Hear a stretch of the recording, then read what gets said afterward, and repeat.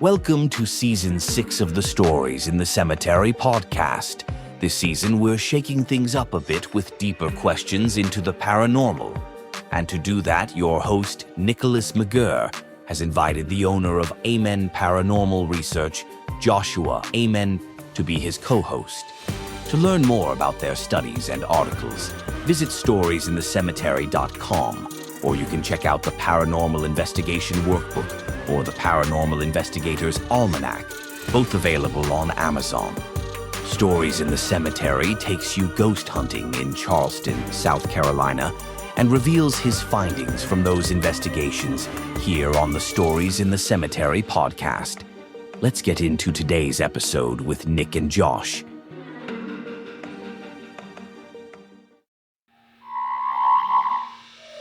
Are you planning your paranormal investigations? Or are you just taking a date when your whole team is available? Now you can plan your investigations based on the conditions of your environment. Introducing the Paranormal Investigator's Almanac. It's just like a farmer's almanac, but for us, ghost hunters.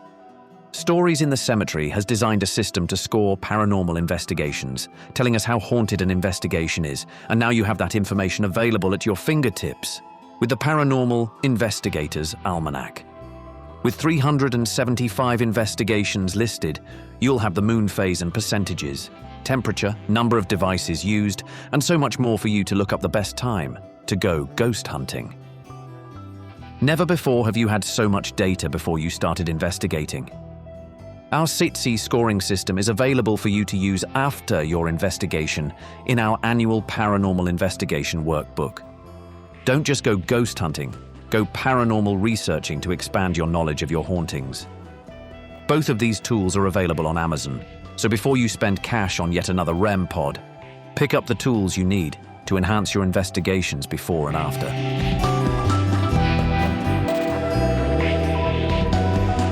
And for an hour. Sorry. All right, everybody. Welcome to... I'm not even going to announce the numbers yet. I'll wait. I'm going to go straight into the show notes as Josh takes a drink. Like, oh, shit. Like, what's he up to? What is he doing now? So, I know, right? No, it's okay. You can have a drink, man. Who cares? We're here to have fun. That's the point. So I am Nick from Stories in the Cemetery, and I have my kick-ass co-host with me. Joshua Amen from Amen Paranormal Research. As he's chuckling at his very ominous name. I love it. So, folks, let's do some show notes, and then we're going to get into this topic that drew you here. You probably saw the graphic on social media, and that's why you're here. Like, what the hell are these two guys doing? Tours, of course. At this point, Amen Paranormal Research is got their scavenger hunt up and running, so we'll put links to that in the show notes. So this is launching on August 1st. Josh, you should be in your busy time at that point. Yeah, I'm actually. We record this way ahead of time, but I'm going to be setting up special events for death dates. Ooh. So I actually have one coming up for Myrtle Ward. So that one will be coming up. It's way before this is actually going to air. But so I didn't realize that, but there's plenty others. I mean, there's a famous actor who will be his death date anniversary is October 27th. Oh, nice. So folks can definitely look forward to that when they're listening to this in August. Yeah, that'll be awesome. So we'll make sure to post that stuff on all your socials so we can, and me, I'm going to share it anyway. So whatever you post, especially with the scavenger hunts, I want to make sure you're selling those tickets. And at this time, folks, like those scavenger hunts are limited to 6 people. So we don't, if we're going to keep it that way for Josh and kind of see how he goes, or if he feels comfortable with just the 6. But there's not a whole lot of tickets, guys. You got to jump on this. Like they're going to sell out fast if they're not already selling out fast by the time you guys get to this. I thought like my small groups of 10 sold out pretty quickly, but I mean 6, Josh, like that's brave, my man. Like you're going to be swamped. Kudos to you. Very limited. Yes. So the interactive ghost hunting experiences obviously still going on. You can find tickets to that where you guys get to use my equipment instead of Josh's equipment. Just depends on what coast you're on. You can come see either one of us. Yeah, that's true.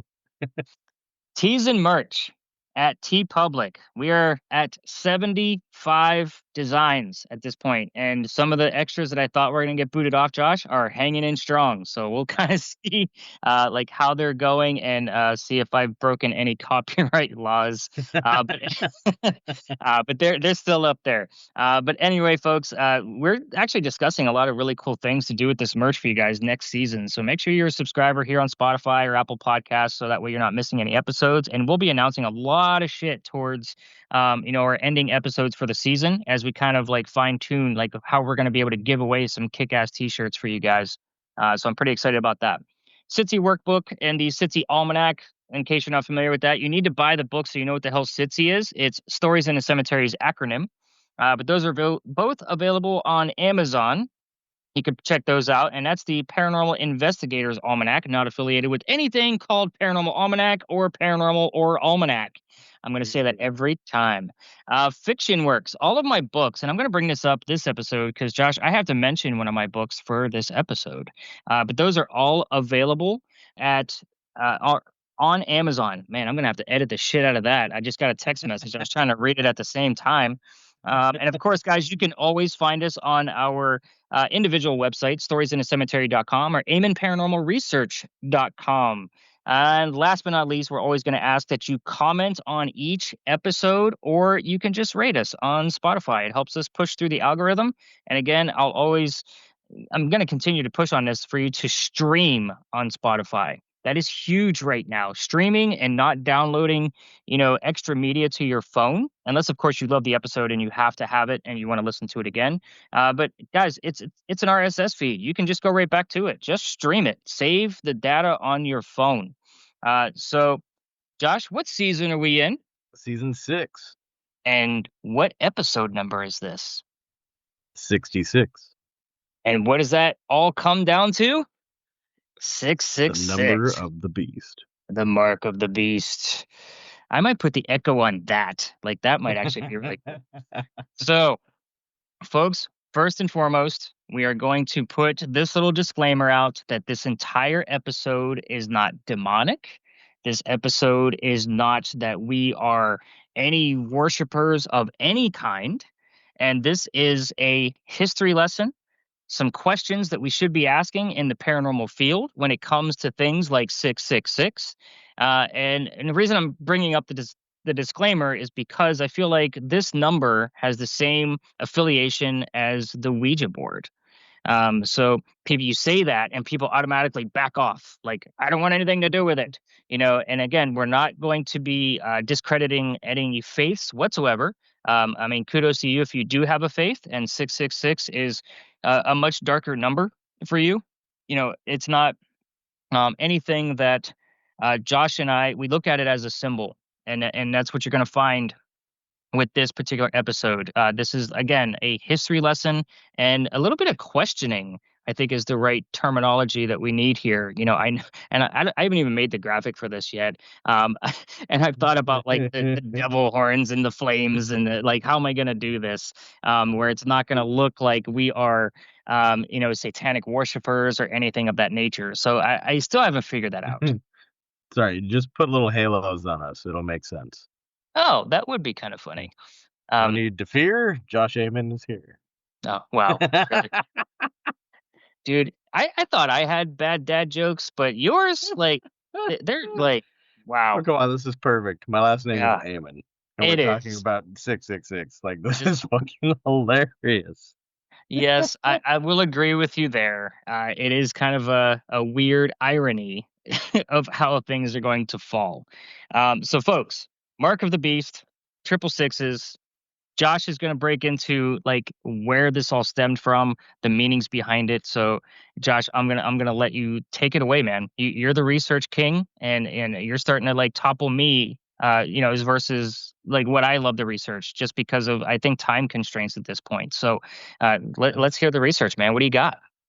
So, the origins of 666. So, it's only mentioned once in the Bible, and this is in Revelation, and you're looking at Section 13, line 18.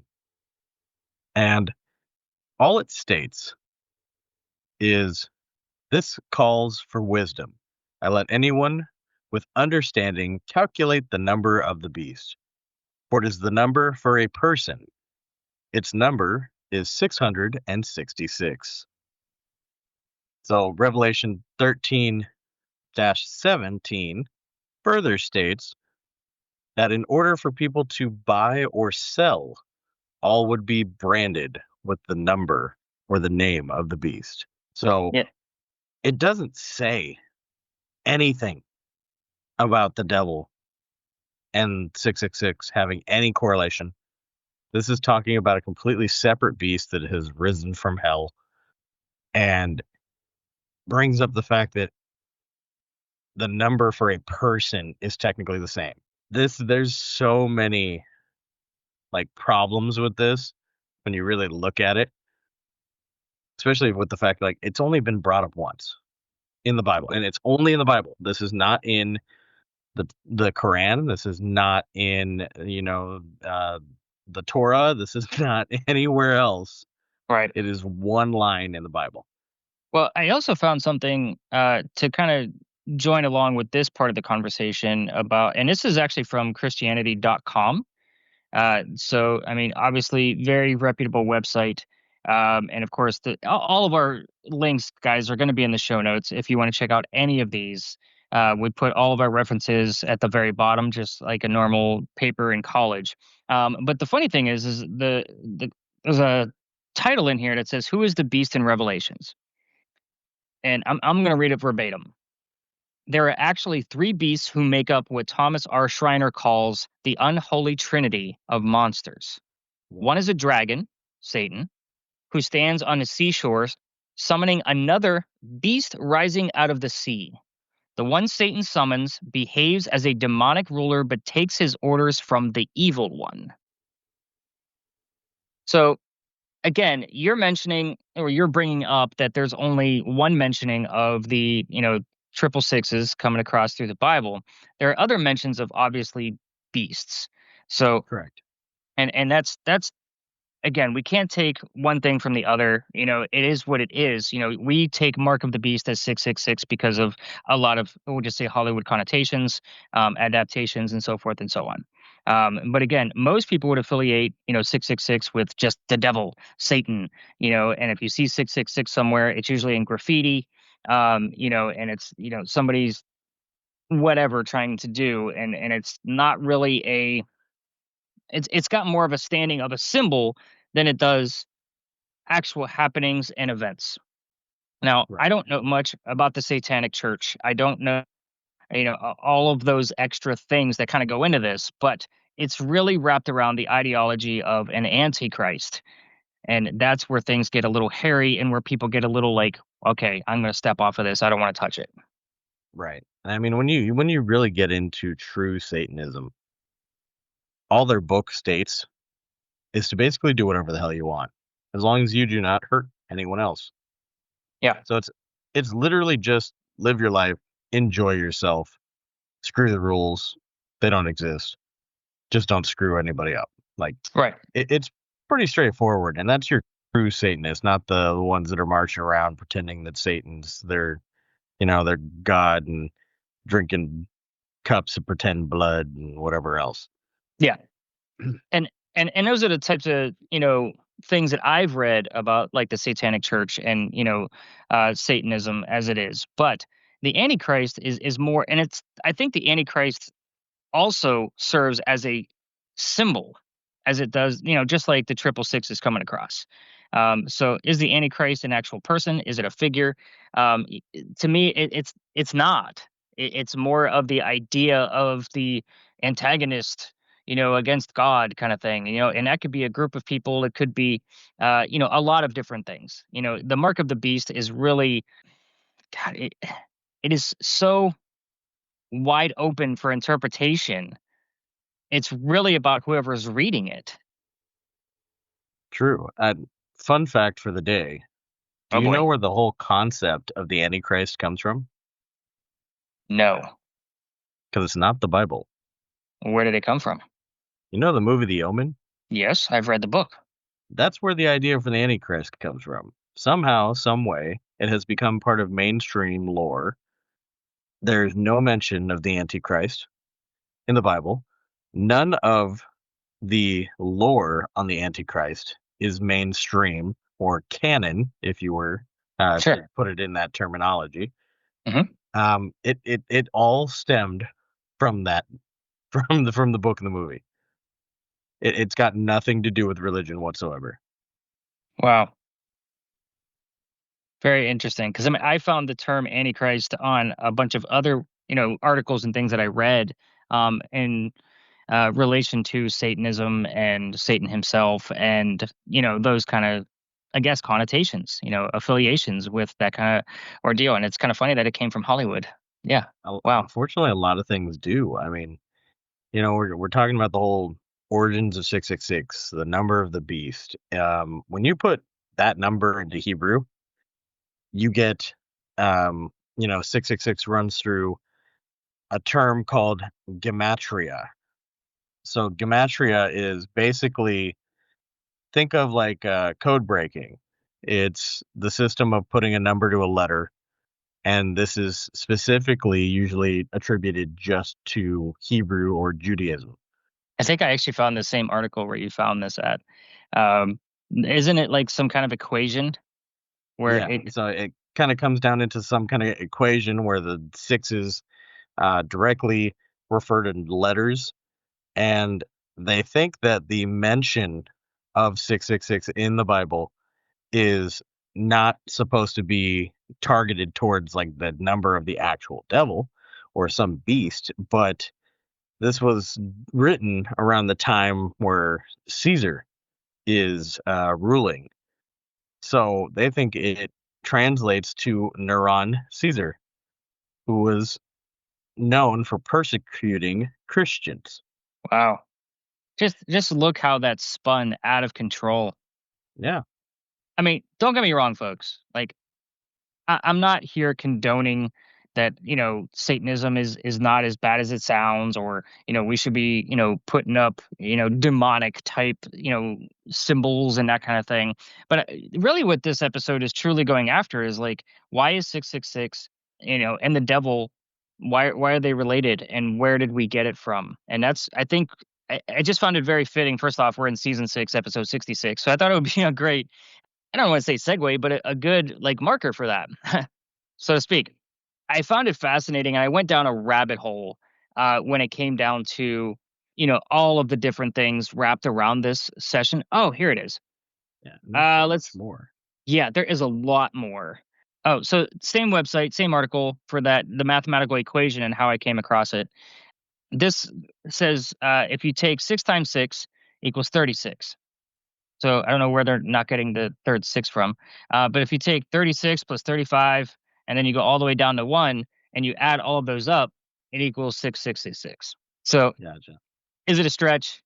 To me, it's a very big stretch, because your original equation of 6 times 6 doesn't have a third 6 in it.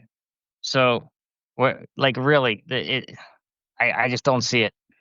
Well, there's so much more. I mean, you still have like Chinese numerology considers 666 to be lucky because 6 and the word for smooth or excellent are almost identical in the Chinese language. Multiples of 6 are lucky in Chinese culture.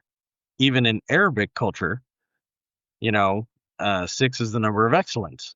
So you have all of these things where 6 is like this wonderful number. But there's also a huge debate among archaeologists who are saying that the original interpretation and translation is wrong. And the number is 616, not 666. Where did the 1 come from? They think it was a misinterpretation, and they put down a 6 or 3 sixes instead of a 1. So they literally go back and forth saying that this is some kind of Greek writings found and researched in 1999. So they found it in 1999. It's not from 1999. And they think it says 616 in the writings. So like the writings literally translate to 616, but Hmm. there's also copies that say 666. So basically they have two different copies of the same writings. of the Bible, but in both versions, you have a different number set for the number of the beast. Wow. It's amazing, isn't it? Again, so you have all your copywriters, writing down all of the things that the apostles are allegedly saying, and they Exactly. one guy gets it wrong, and that's what we take into account. That is fascinating. Yeah. So I mean, it could be either or. So it's like this is the power of media, because even though it's the Bible and it's a religious text, Hmm. it's still media. It is mass produced and spread across the world in movies, literature, all of these things, so that we see it to the point of like we have some huge people that have done severe things because of this number. Um, President Reagan lived at 666 Street Cloud Drive. He changed it to 668. Wow. Um, Finnair Flight 666 was renumbered in 2018 because passengers kept expressing concern for the number of the flight. So they had to change the flight number. Wow. So I've during the day I work for the grocery industry. Hmm. And back in the day when I worked at a register, I had people that would buy extra items Yep. I was because going to the bring that up. totals come out to 666, or sixes, like $66.66. Yeah. And in like I said, in Chinese culture, they'd be like, "Oh, How lucky. I'm lucky," and alliteration is a huge deal for a Mm, lot of cultures. right. And we are one of the only ones where it's negative.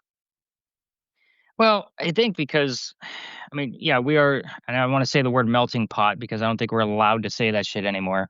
But we are a country where we have a lot of different religious values going Yeah.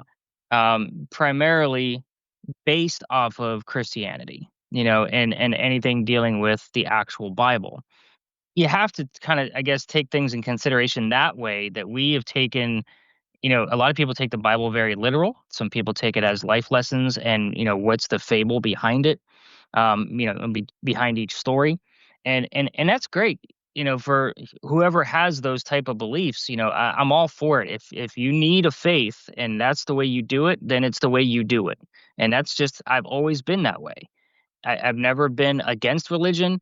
I've never been diehard into religion. I was raised in a religious home, but again, as I grew older, just had a lot of I don't want to say doubts, but there's a lot of doubt there, based off of like how things, are around the world as you start to learn like there's more than one religion, as we all do. But I think that's with the way this country is and it being a negative connotation, we do tend to take things to the extreme. I mean, the faith to an extreme, and then the anti to an extreme. So I think that's where it really falls in, instead of just making it part of everyday life to be a better person, to learn about yourself and other humans and around you. Then I think we just took it to a whole nother extreme than what it actually is. Yeah. And we're great at that. I mean, this isn't the only symbol or sigil that has become something it's not. The inverted cross. Hmm. So everybody knows it is this anti-Christian symbol. Sure.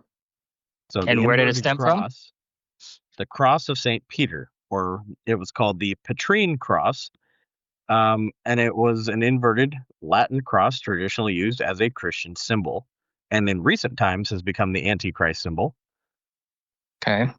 So just like we also have like the pentacle. Hmm. So the pentacle is a magic talisman, right? And then it's inscribed with a pentagram Hmm. and is a symbol of earth elements.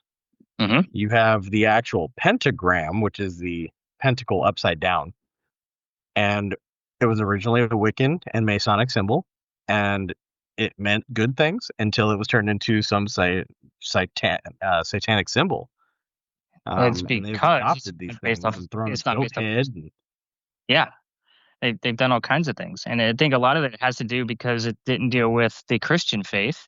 and everything that wasn't based off the Christian faith was evil or, looked at in that light. And that's probably where a lot of that just grew through the grapevine effect into Yeah. what, we look at some of those things today.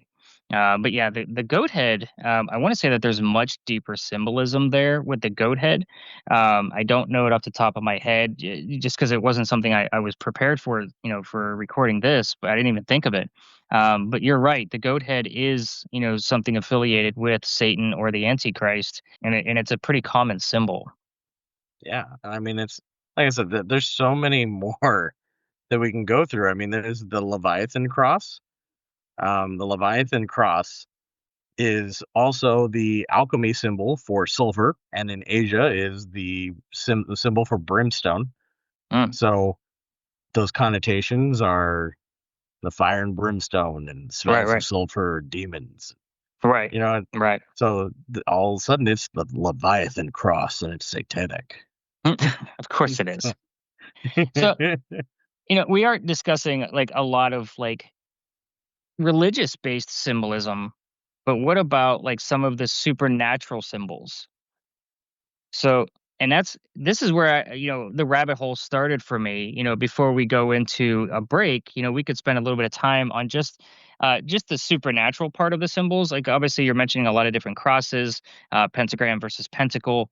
Obviously, those to me are still religious values, but there's still a lot of like supernatural symbols that could, be led into something that is actually not, kind of like the triple sixes of the main theme of this episode.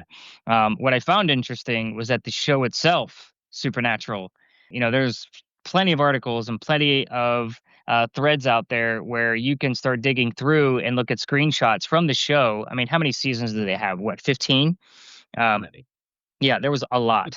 Um, but you can really go through and see where they had all of these actual Wiccan, pagan, magical symbols. But here's the funny thing. The funniest part of out of all of this is that there was somebody, I forget what character it was, what episode, I'll find it and put it in the notes, but somebody had like a bunch of these symbols like tattooed on them in the show.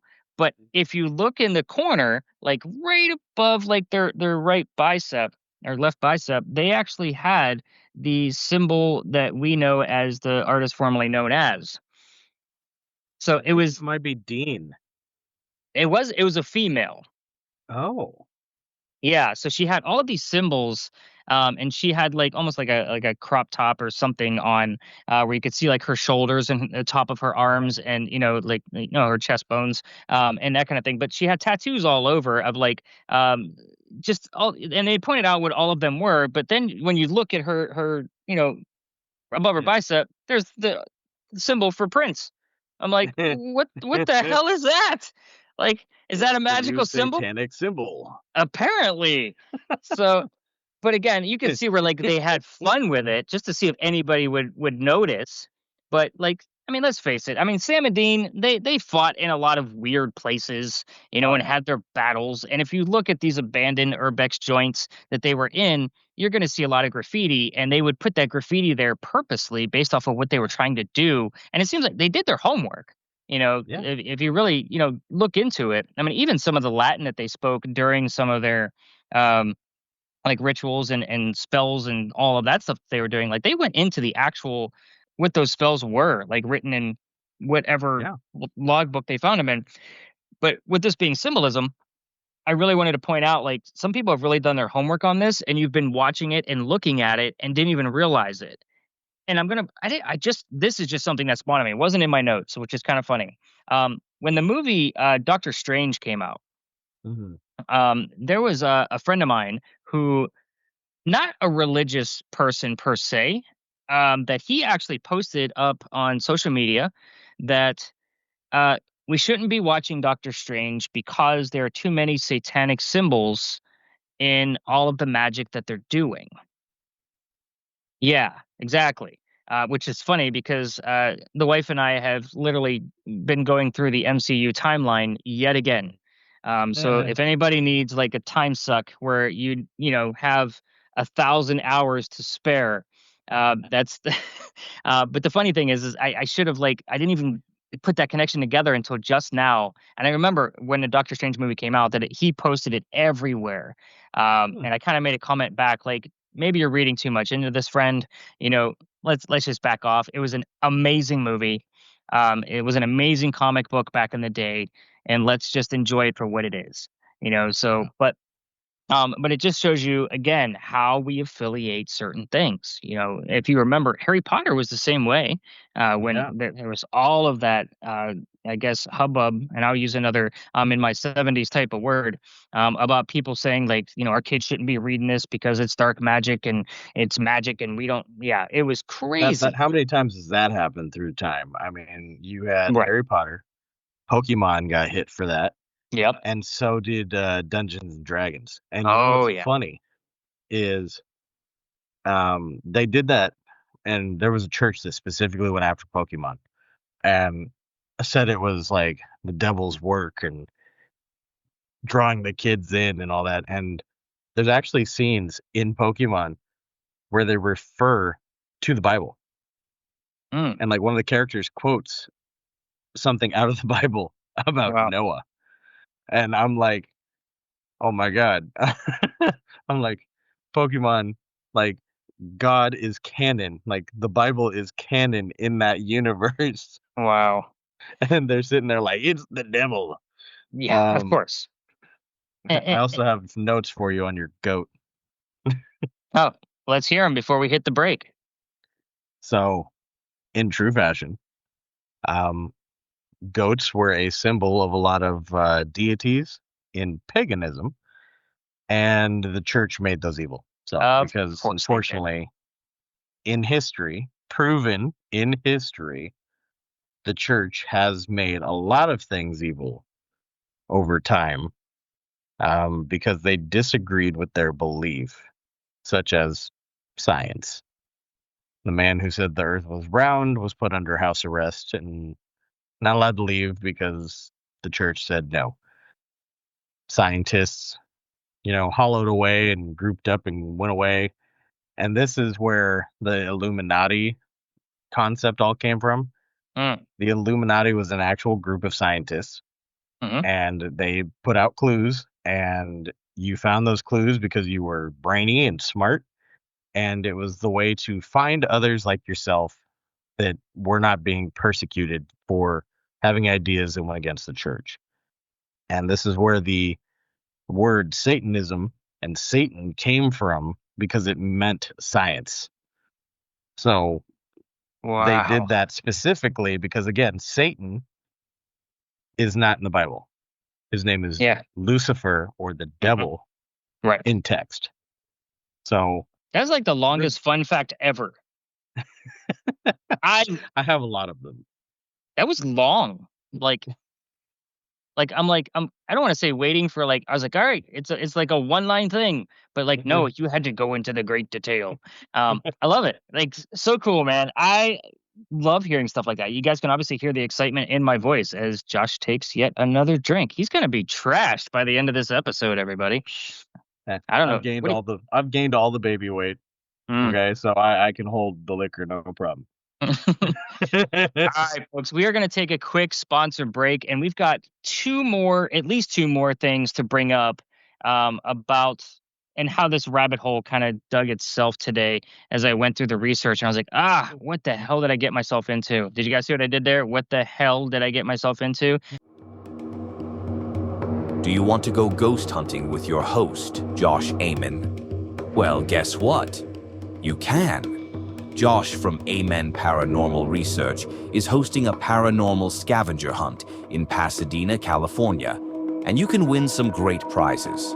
Small, intimate groups of 6 as you learn how to identify real paranormal activity while using Josh's high-caliber equipment. These events are limited, and there are only 6 tickets available for each event, so head over to amenparanormalresearch.com to purchase your tickets, and we'll see you on the paranormal scavenger hunt.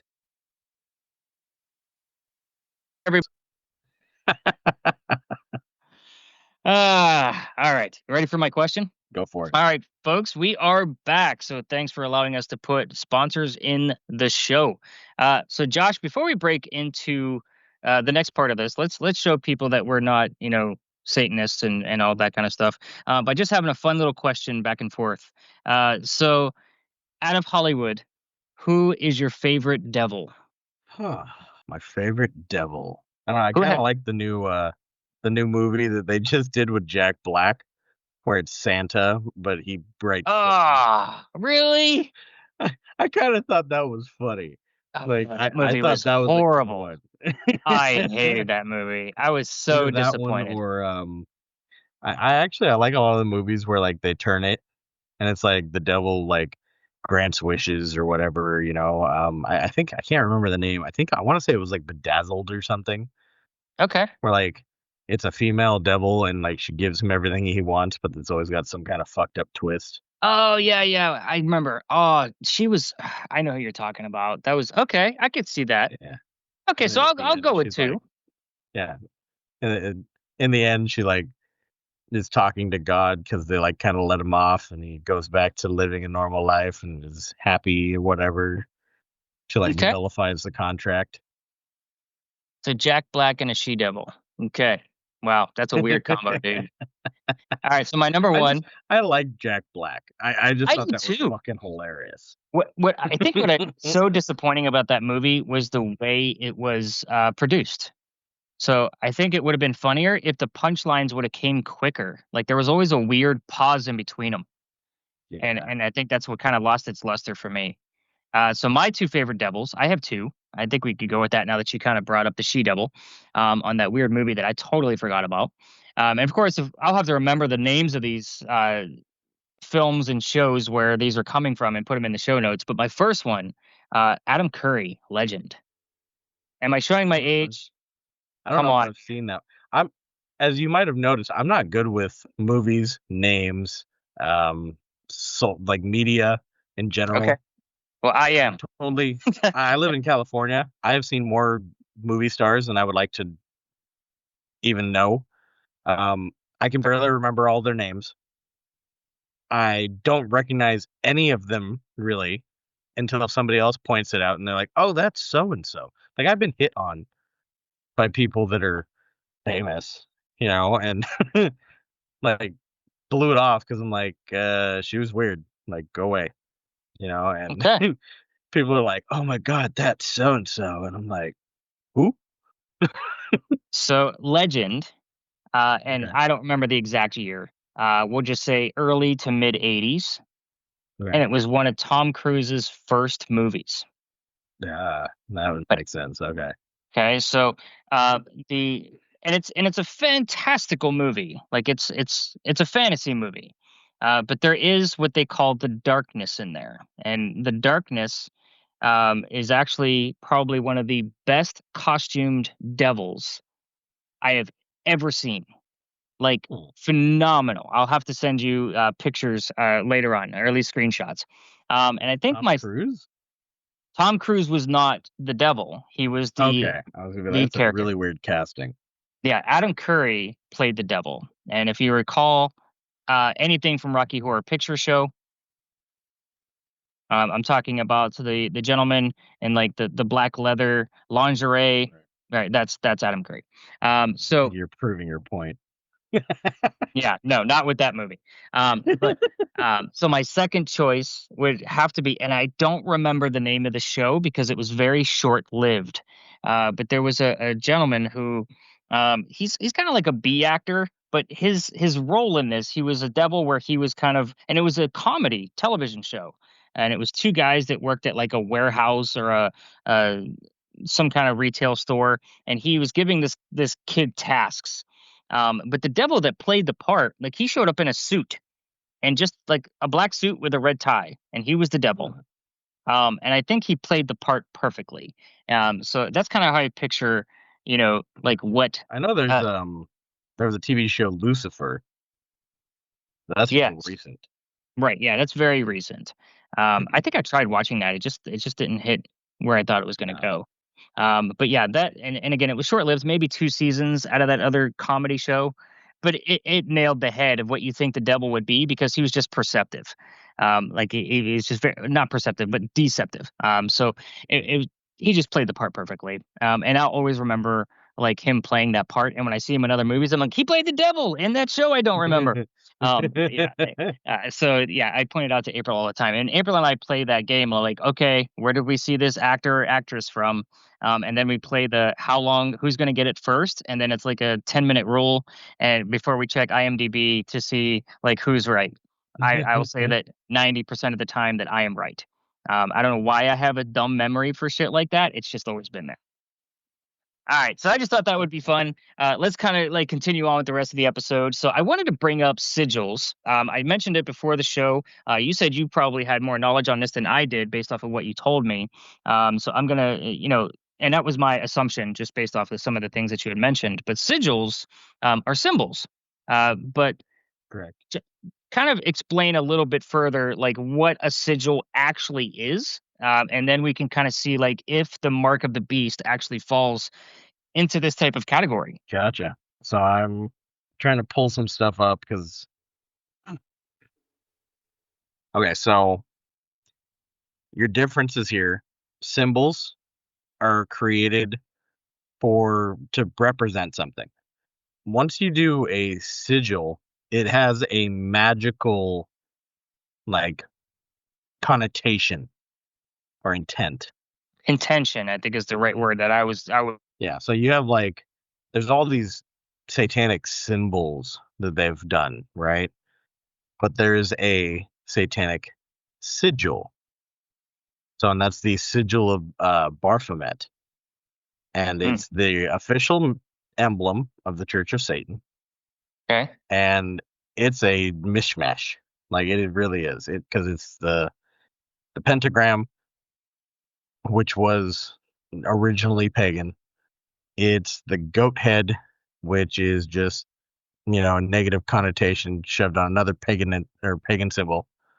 You have Hebrew letters inside of that read Leviathan. Okay. And it's this cruciform, it's just the whole thing is just kind of like a bunch of shit shoved into the same thing to make this magical sigil, So sigils, to I guess try to define a little bit further about like what a sigil actually is. I mean, yes, it's a symbol, but a lot of times when we say symbol to, we'll say muggles and layman folk that don't, study this stuff like we do, they might just picture, the star or, like I said, the pentacle, the moon is a symbol. But this is a sigil is kind of like a combination to try to add things to create a magical power. Um, and it can be very personal or personalized. I mean, like there's tutorials I found on websites on how to create your own sigils based off of your intention. And it's not always the affiliation with things of dark magic, of course, based off of perception of things.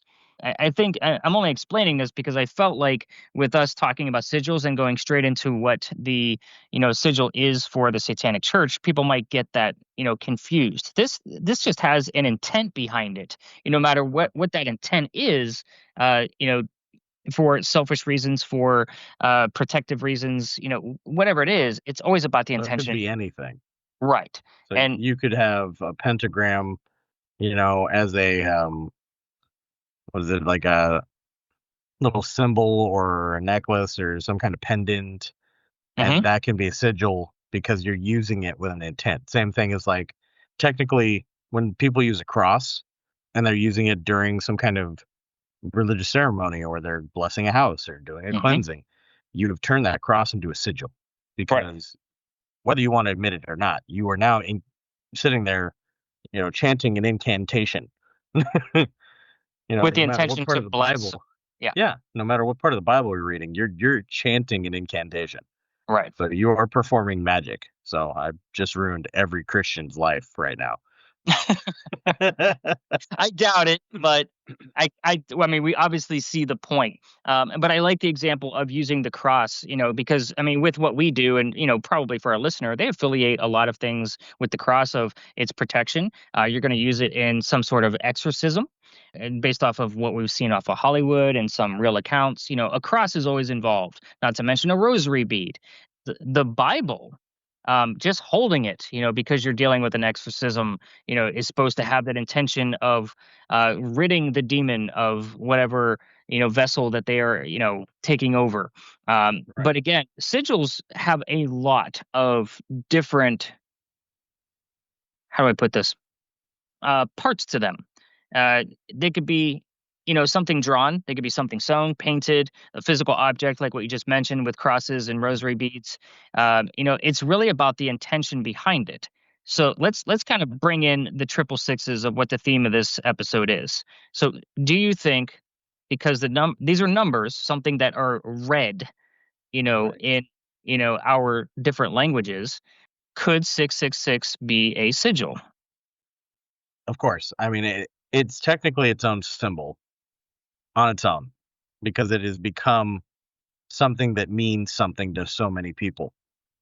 But the minute it has given any intent, which it's been given a lot of intent. We've given it intent in movies.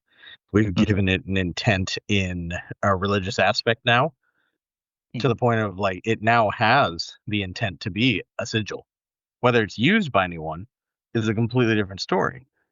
But I'm sure somewhere, somehow, some way, there's a teenager who thinks he's a Satanist who's using the number 666 in some kind of magical little ritual and has turned it into a sigil. Well, here's another It makes thought. sense to him. Another thought that I have now that you mentioned that if the term, the number 666 is used in a movie with an intent of this should look satanic because we're dealing with, this kind of environment in this scene, and it has been given that intent, could that, because how many horror movie stories have we all heard, like behind the scenes of things that were happening to the people on the set, to the actors and actresses, not necessarily like always around that building or wherever they're creating the film, Right. but in their own lives. Is it because they have taken some of these 666 and thought it was going to be graffiti for the movie, but because you put it in intent because it needs to look dark and satanic, like even graffiti, has it now been given an intent to have an effect on the people around them? That's an interesting question that I can't answer. So yes, you you are taking something and intending it for a purpose. So you have given an intent to these things, which is why, like, if you really look into it, like the movie Poltergeist was plagued by just nonstop horrible things happening, Hmm. on set, offset, personal lives, everything. And this starts to bridge the gap into an episode I did on Slender Man in my podcast, Okay. where we start talking about creation and how we bring things to life, because we give them that much intent and enough people believe in what they're seeing and watching to the point of it starting to become something. And in Jewish folklore, this is called a tulpa. And it's basically just, it's like the creation of something. It's a creation of a soul. You've given an intent and purpose to something and focused it into something, and given it an intent. You've given it a purpose in the world. And in Jewish folklore, that it's a clay doll that they focus intentions into, and it becomes what they call a tulpa. Wow, dude, that was like a great example. You're on fire with this episode of coming up with like weird nuggets of wisdom. Like, wow, really cool. I know Like, a I lot didn't of even shit. put well, I mean, I do too. Don't get me wrong. I'm not a stupid man. I know what love is. Wow, there's a quote. Ah, told you, Oh, that I'm was a movie that was guy. perfect. That was So, but again, that was honestly that was a perfect example of like how manifestation with intention can actually occur. I mean, this is going to be turning into like a 4-hour episode unless we really kind of continue moving this along. Last but not least, to try to end this on a high note, Josh. So there are what we call angel numbers. Correct. And I'm sure it's something that you're at least somewhat familiar with. I know you're not like into crystals and those kind of things, but a lot of times when you meet psychics, mediums, they have a lot of like the love and light, and they're all about the positive and that kind of thing. And they deal a lot with obviously different types of cards and looking into some clues that may show up in people's life that may not make any sense. If somebody shows up and they say, I keep seeing, all 11s, 11, 11, that could have a lot of different meanings and so forth and so on. But these angel numbers, like I mean, obviously, and they normally come in sets of three. There's obviously sets of four. But I mean, we're talking about something specific here. So I wanted to bring this up because let's face it, Lucifer was an angel at one point, according to, the way the story goes. He's just Correct. a fallen angel. Right. So even, 666, has an angel number tied to it. Is it affiliated with, any demonic intention or Satanism? No, absolutely not. What I found is it's all about like balance and stability. And if you, I forget where I even found this. It's actually, I think it's somebody posted it on Pinterest, but it actually has like a full meaning here. And I'm just, again, I love to read things verbatim because sometimes it just explains things a whole lot better. Although some may fear six, especially in a triplet, because of religious associations with the devil or demonic figures within angel numbers, six, either within a set of three, four, or within a pattern, has a supportive, compassionate, and empathetic nature.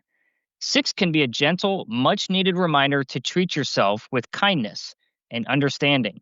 Sure, things may not always go according to plan, but with angel number six on your side, you know that you can choose how you want to interpret a situation, remembering that everything happens for a reason. So, again, kind of goes back to how you look at this specific number. And you mentioned several other cultures that look at the number six as lucky, or other pieces that may even be affiliated with this specific angel number of 666. But I like the fact that it has you can choose how you want to interpret the situation Yeah. because it's really up to the perception of, I guess, the viewer or whoever is seeing this number or how it ever comes up, even in a set of playing cards or whatever the case might be. Right. But it's really about the interpretation. Yeah. And I mean, that comes into the whole aspect of superstition. Walking under a ladder, you're cursed for Right. whatever it is, or breaking a mirror, 7 years bad luck.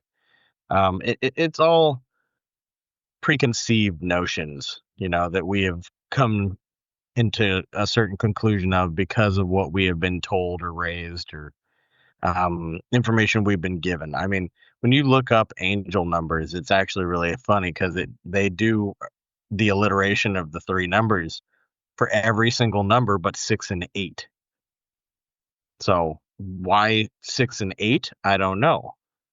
But it's like there's a reason I can understand why six they would try to exclude from the angel number alliteration, but what the hell happened to eight?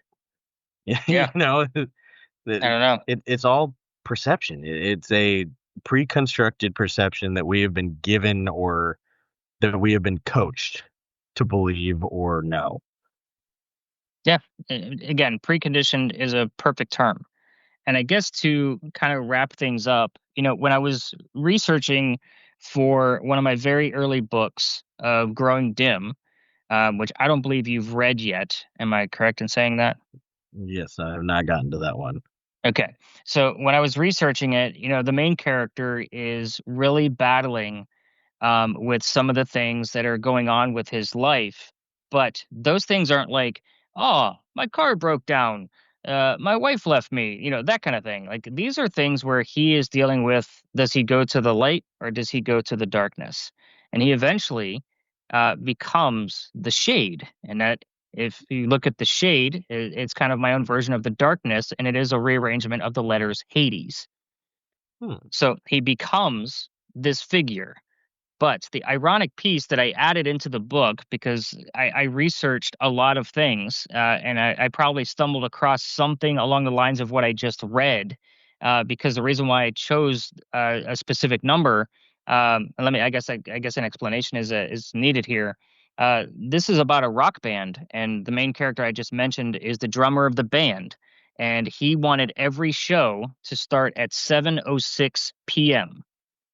And the reason I chose that number was because I wanted him to be battling with that light and darkness, and 7:06 is the 66th minute after 6 o'clock.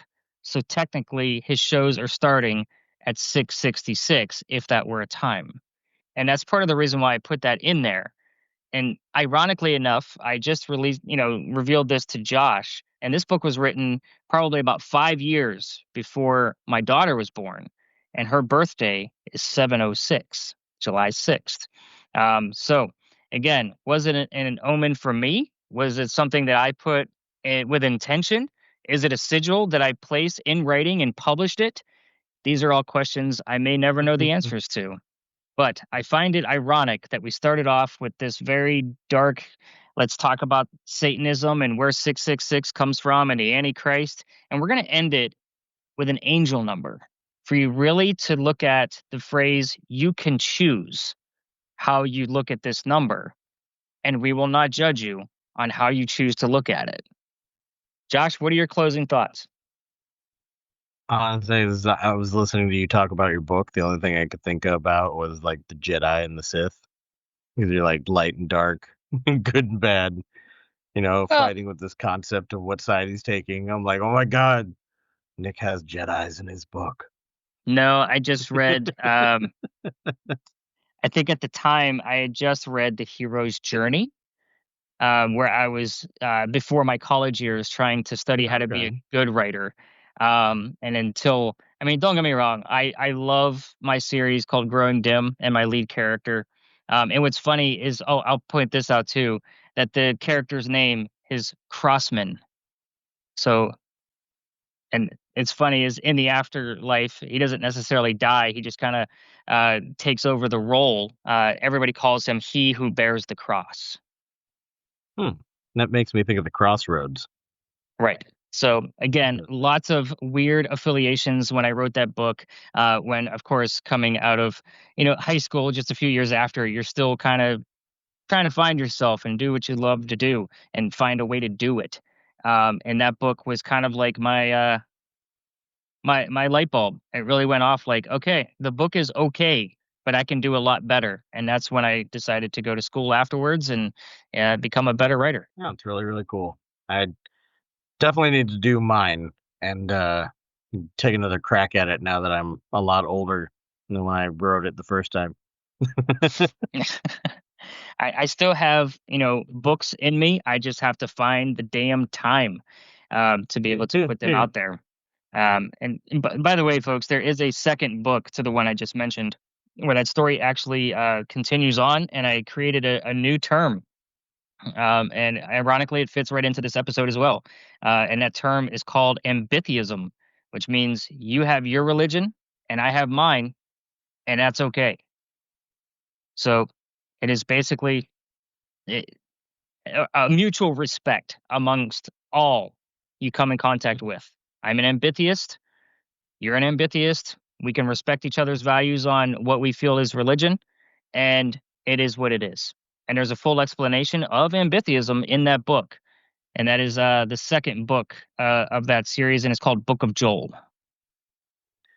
That needs to be a T-shirt. What, ambitheism? Yes.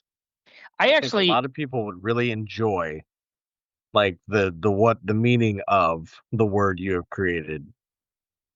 and ironically, that word that I created was actually a homework assignment. We had to create a word based off of the elements of what the prefixes and suffixes of things mean. And of course, theism being from theology, and ambi, I think, is without. So it's like without theology, we would. I can't remember the exact phrase because it's been decades since I came up with that term, and I did post it somewhere, like on a social media post, and it was such a weird thing that nobody was like. They're like, "What is this?" They didn't understand. So again, until the book goes widespread and I am famous for my ratings long after my death, I think that'll be the only time that coin term will become a thing. Unfortunately, Fair enough. it would be a great T-shirt, and I would wear it, and nobody would know what the hell it meant. No, but it would make people ask questions. It would. A lot of questions. Those are some good final thoughts as you asked me more questions about my work. My job, as I've always stated, off or on the air, is to make sure you have more to do. Yeah, that is very, very true. He does a great job at that, everybody. He definitely makes sure that I have enough to do. All right, folks. So that's going to wrap it up for obviously a lot of information that we just threw at you. I don't even know how long we've been recording or how long this episode will actually be, folks. But we're going to say, I mean, we're definitely over an hour. Just know, like, we have some really cool stuff coming up.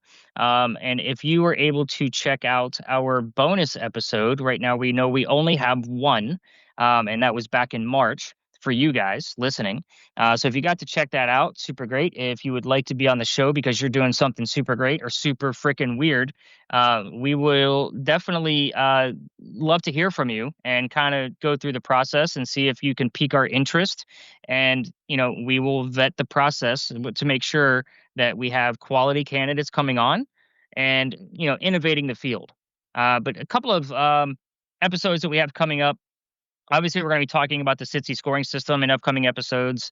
And then one of the episodes I'm kind of interested in, Josh, really to see how it goes, is locations that we frequent, and how that actually changes the interaction and relationship of how we have with our spirits that we work with. At this point, they're almost like coworkers, at least for me. True. So I think that'll be a great, great episode. We're going to be doing an episode on Harry Houdini. Hans Holzer. That's what I meant to say. Wow, I really butchered his name the first time. And then, of course, with our ending episode for the year, like this is far off in December, we're going to really dive into some of this UAP stuff that's happened, obviously this year and last year and what's being released and see how that's actually linked to paranormal investigations and see if anything is going to link up just based off of conversation. So we're going to have to dive deep into that one, I think. Like, that's going to be a lot of work for me because it's not really in my wheelhouse. I know I came up with the idea, but I think that there's something truly there. I just don't know what it is. So, folks, make sure you're subscribing on Spotify. I think this has been a pretty badass episode. I think we did things respectfully and didn't downplay anybody's faith because everybody has something, and it's appreciated. Keep your faith, hold it close, and of course, always try to look at things with an open mind because it is about perception. And remember, you can choose how you perceive things. Until next time. All right, guys. Thanks again. We'll see you in 2 weeks. Is it on your bucket list to go ghost hunting with real paranormal equipment like you see on your favorite paranormal TV shows? You're in luck. Your host of the Stories in the Cemetery podcast also runs an interactive ghost hunting experience in Charleston, South Carolina. You use all the equipment, spirit boxes, EMF meters, paranormal cameras, and more, all while running different paranormal experiments at each location. This includes live EVP sessions, the Estes method, and well, you'll just have to come experience this one-of-a-kind event for yourself. Nightly investigations available to small groups of 10 all year long. So head over to storiesinthecemetery.com to book your investigation.